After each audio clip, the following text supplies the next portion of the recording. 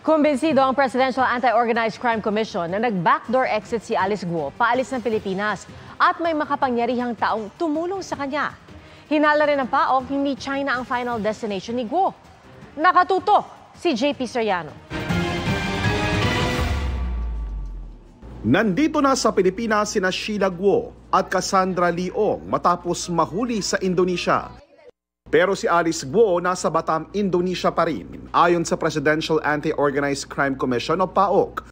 At sa nakuha nilang impormasyon, hindi China ang posibleng final destination ng na-dismiss na mayora, kundi sa Golden Triangle region sa Southeast Asia, partikular sa Cambodia. We're confident that she's trying to get into the Golden Triangle because the Guo family has business interest, gambling interests in Cambodia. So that would be the safest bet that we have as of this moment. Sangkot nga raw sa offshore gaming operation sa Cambodia ang dalawang lalaking kapatid ni Guo na sina Wesley at Xiamen. Si Wesley Guo, tinangka raw umalis ng Indonesia pa Hong Kong. As to whether the attempt was successful, we have yet to receive reports from our Hong Kong counterparts. Lumalabas na backdoor exit talaga ang ginamit na ruta ni Guo para makalabas ng Pilipinas. At imposible raw na walang tumulong na makapangyarihang tao kay Guo. An operation of that magnitude has so many moving parts. And to control an information such as that would require a technical expertise that is not available to just a simple private individual.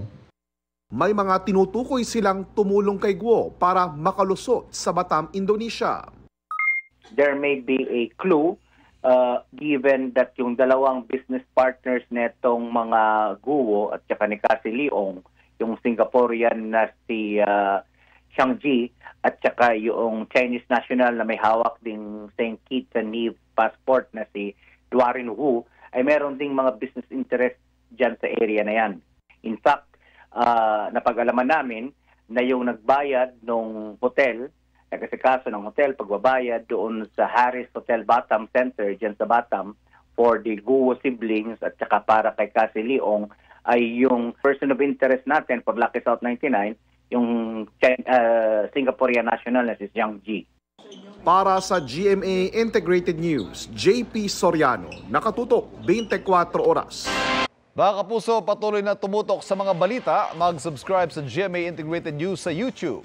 Sa mga kapuso abroad, samahan niyo kami sa GMA Pinoy TV at www.gmanews.tv.